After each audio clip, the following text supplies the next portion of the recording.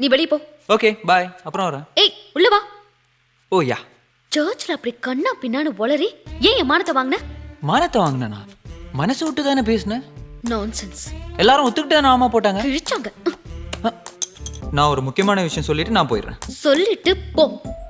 இப்போ போன்னு சொல்லுவேன்.